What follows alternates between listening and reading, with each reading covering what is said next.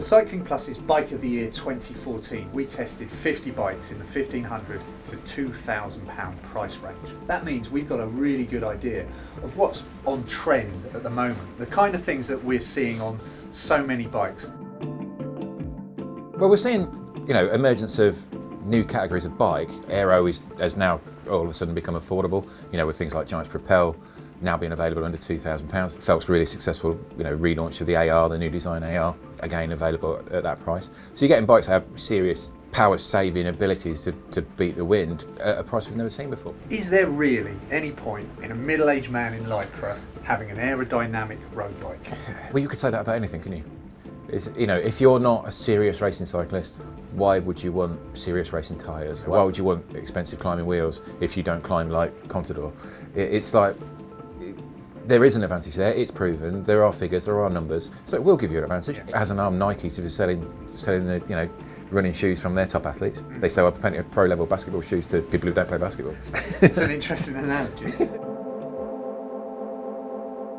Disc brakes on road bikes, is that going to grow and grow? In the disc brake market, we're seeing a real division between them. You get bikes that have been derived from Tourers, where disc brakes make a lot of sense.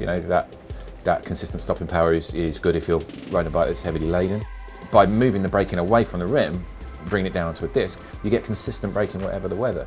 And what we're finding on the disc brake front is they aren't any more powerful than a caliper brake, which is a good thing, because you can lock a wheel on a caliper brake, and if you lock a wheel and start to skid, you've braked a bit too much. What you get from a disc is much more feel throughout the whole lever travel, so you never really end up over braking.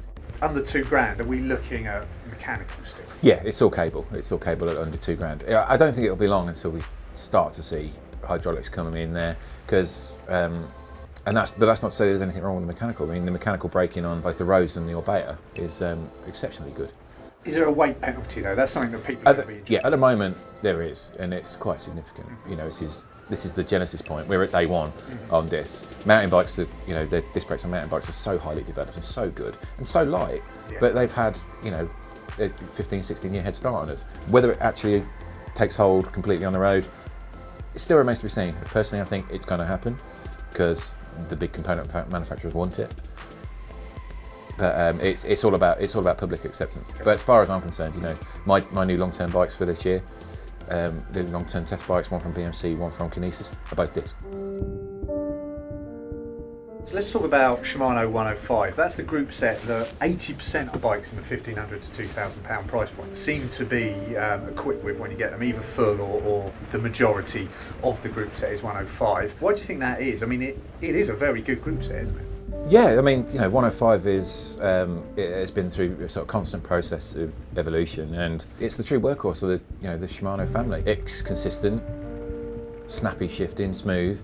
Brakes are good. There's very little on it that you can criticise. It is, good, just a great all-round group. All it lacks in comparison to its more expensive Ultegra and Dura-Ace is weight. It just carries a little bit more weight. Do you think we'll ever see electronic shifting coming down into the area we are at the moment? Shimano were incredibly quick to trickle down Di2 from Dura-Ace into Ultegra. It's inevitable. It's the way Shimano work. Electronic drivetrains are, they're the future. That's the way it's going to be. I don't think we're very far away from seeing sequential shifting. So effectively you could have one button, and when you get halfway up your block when you're climbing, it immediately changes the front ring for you. You don't have to get involved, and the same with going down. It's that's a simple software sort of process to write, so that you can keep your gear progression.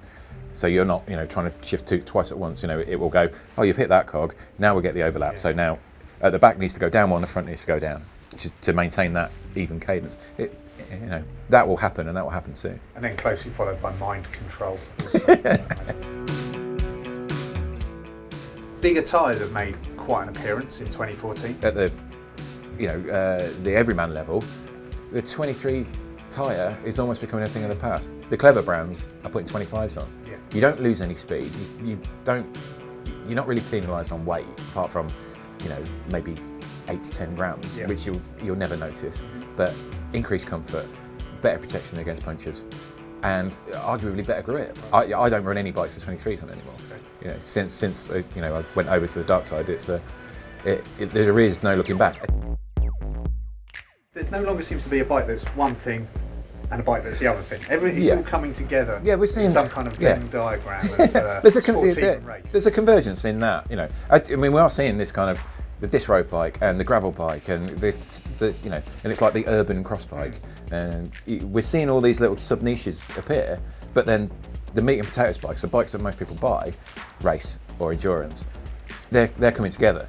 So you've got a bike like the BMC, out and out race bike that's coming more towards a sportive bike. The Synapse, out and out endurance bike that's going towards race.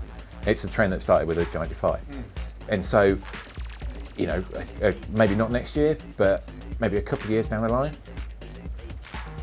maybe a company does only need one bike.